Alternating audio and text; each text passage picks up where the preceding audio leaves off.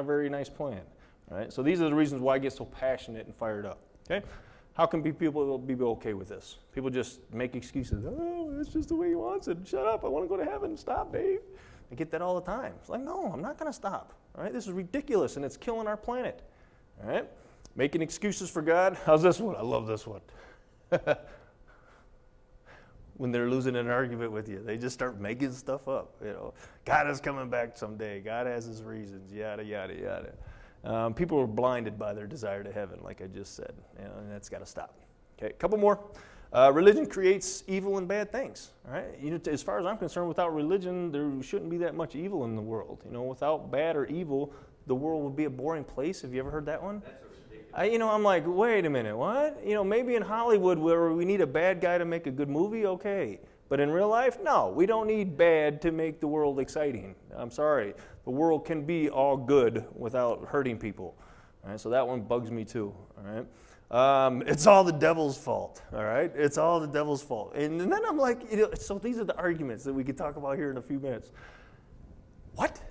I thought God was supposed to be tougher than the devil. You mean he can't beat the devil? I thought God created the devil. You mean he just allows him to happen?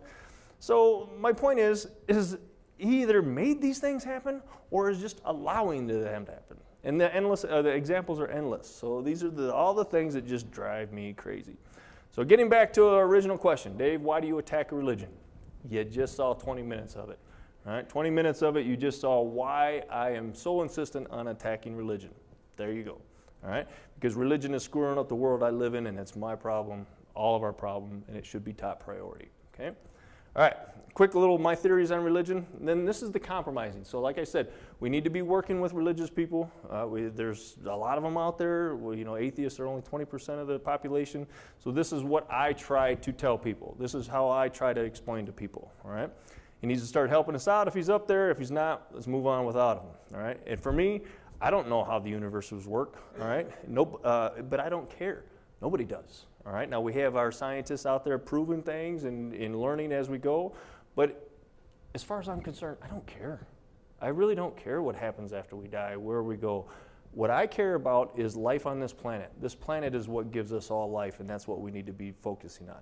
People think they know, they believe they know, they hope they know, they have a theory for it, but they don't know, okay? And that's what we need to stop doing. So I'll believe in a God when he finally shows up, all right? Tells us what religion has been right all these years. That's another argument that people like to make. My religion's right.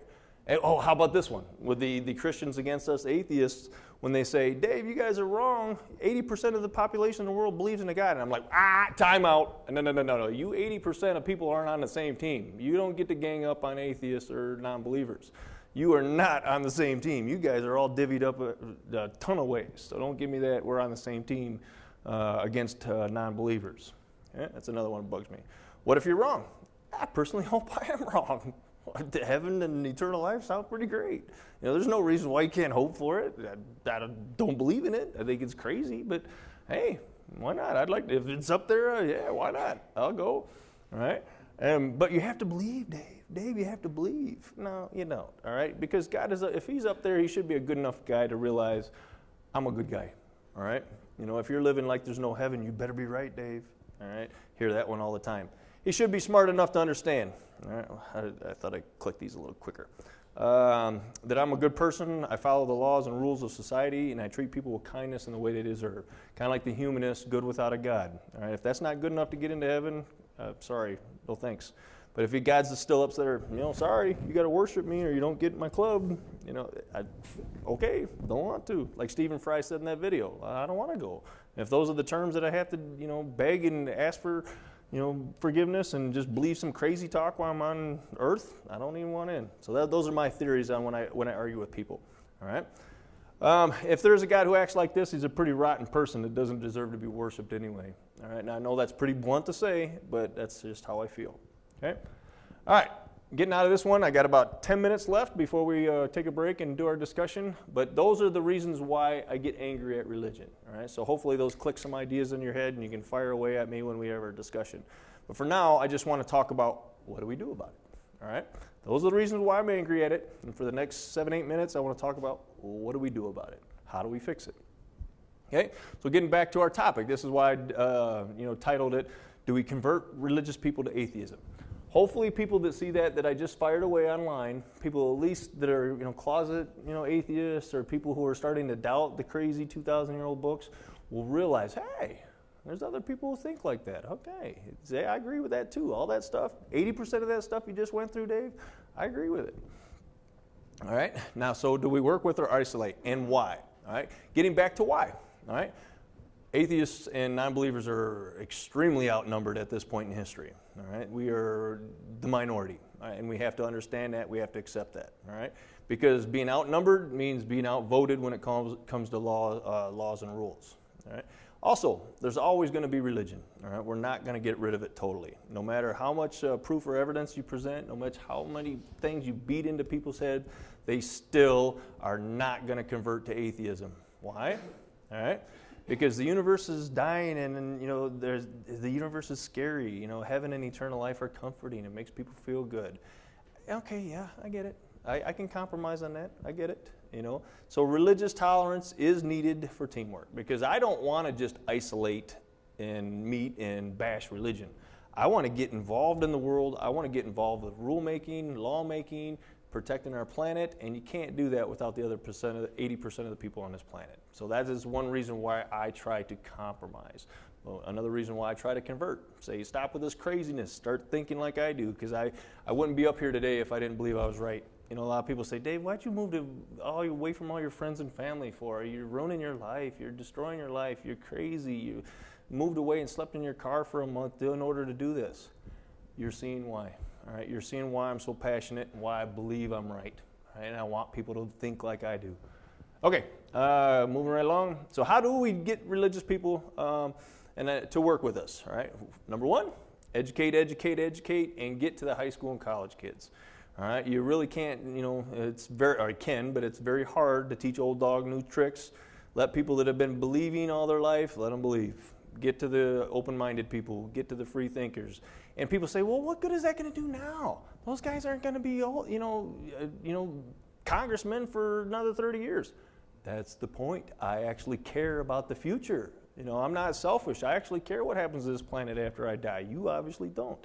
All right, so my focuses are going to be on high school and colleges. Get the kids with open minds like I was when I was 14 years old. Okay, so that's one way.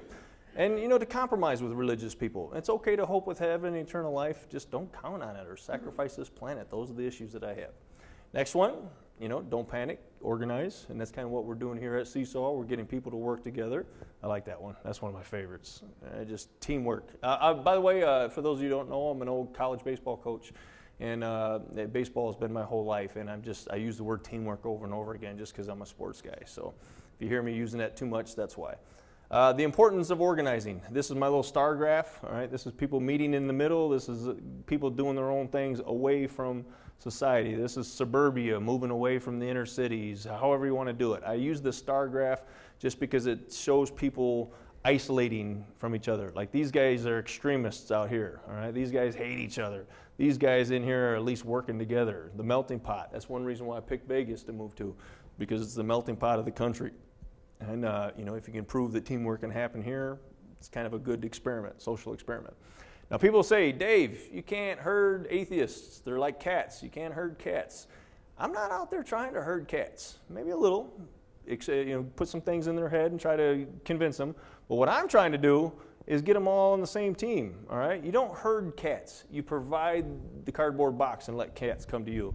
So that's what we're doing here. We're providing the cardboard box, and we're getting people to realize, hey, there is something for us. Nice job, guys. Nice job. That's why I respect Kevin so much for putting his money forth to get this going. I'm going to have his back while he's doing it. Okay. I would have done it 5 years ago, but I don't have the money to do it. My problem is I'm broke. So I'm an old broke baseball coach that's pretty much been a volunteer his whole life. That's my problem. All right. So you don't herd cats. You provide the box to recruit cats. All right, so recruit. This one, I insist on putting that up there. I'm sorry if that's too juvenile of me to put up there, but it's just because I like to laugh, and that one's funny to me. All right, but seriously, you need to surround yourself with people on the same mission. getting back to the Chamber of Commerce thing. I'm tired of working with people that do nothing but fight me. I need to build a supportive network and get around like-minded people. Okay, be mindful of the importance of teamwork. Here in town, we got what we call the Las Vegas Coalition of Reason, which is basically trying to get all these different, secular groups to at least work together. But it's also good though, because we have different people. I like free thinker just because I like the word. I'm basically an agnostic, but I love the word free thinker just because it's self-explanatory. So options are good, but teamwork is best. Okay. Teach the closet non-believers that there are alternatives. That's part of providing the cardboard box. This was like 3 years ago. It was a big old billboard that the national organization helped pay for or something like that. Matter of fact, we still got it in the back. It's all on a box. But that was a full-size billboard. But the point is to make people aware of this and make sure they understand that we got options. Okay. Also to build and grow the organization, treat it like a business. Use the same format that has worked for centuries, just minus the fairy tales, minus those crazy 2,000-year-old books. Okay, it doesn't have to look like a church. And look, this is a commercial building. It could be anything. Just a place to where you can have meetings. Think about this meeting right now. How much nicer this is than the Springs Preserve room we've had for years, without the air conditioner blowing and you can't hear anything. So at least you get the audio cleaned up, you get a nice quiet place, you can have meetings, discussions. It's important. Okay. All right, where was I? Wrapping up here. Okay, so you saw what I'm going to be trying to do with my meetings. Presentation style, teach the difference between church and religion. All right, let me wrap up here. I'm about done. And so, a couple more minutes. Just what I'm trying to get atheists to realize is that sometimes you need to tone it down a little bit. I know I bark too hard. I got a big mouth and I plan on using it, but it is important that we, try to work with other people and try not to antagonize too much, because a lot of atheism out there. I think a lot of our geniuses and our leaders, Dawkins and a handful of the other guys, a lot of times they come across as arrogant, telling everybody else that they're wrong. Where I'm more kind of, got a planet to take care of. It's going to take some teamwork. Okay. Stop the fighting and try to find a way to work together. And this one here, down here, if atheists are going to preach being good without a God, they need to prove it with action. All right, so that's one of my little barks at atheism.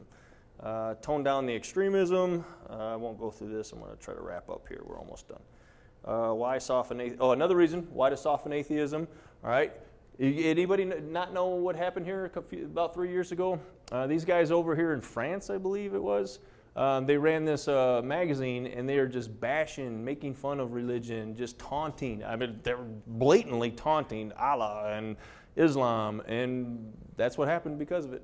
All right. So if you're going to go to fight with people and you're going to make people angry and you're going to taunt them and make fun of them, and even though I know I just did this past half hour talk about how crazy religion is, but there is a line. There is a line out how hard you can push, and so you got to be mindful of that. Now, does that make me a coward? No, because, like I said, I'd like to take over and build centers and have 30, 40 more years of doing this. I'm not counting on heaven. I don't want to die. All right? To me, there's nothing after death, so I'd like to live for a long time and get as much out of life as I can. Another one, I've already said this, so I'll skip right through it. But we can't alienate 83% of the human population. All right? That's 6 billion people that don't agree with us. We're the minority at the moment. Okay? We need to find ways to work together. All right? And if atheists are not willing to tone down and be tolerant, why should the religious people? So it's about compromising. It's about compromising. So what I'm trying to get people to understand. And then also distinguish between knowing and believing. All right? Even atheists, we don't believe in God. We don't believe in a heaven. We don't believe in life after death. But it's helpful to just say, hey, well, we don't know either. Let's focus on what we do know, and that's this planet. Okay? All right. They don't know either. Okay, finishing up. Accept the world that is in our human hands, and it's our job to take care of it. Okay? So that wraps up my first part of the presentation. Hopefully I didn't go too quick. I'm trying to get as much. I like giving as much as I can in a short period of time. So hopefully your head ain't spinning and you're not mad at me for going too fast. So with that in mind, I can open it up to a couple questions before we take a break. If you want any comments or questions on the presentation, then we're going to take a quick 5-minute break so you can go to the restroom, stretch your legs, and then we're going to kind of circle up and have a nice discussion if anybody wants to stick around. And by the way, if you don't have time to stick around for the discussion, you're not going to hurt my feelings at all. People got things to do. It's Mother's Day, so Okay. Anything on the presentation before we take a break?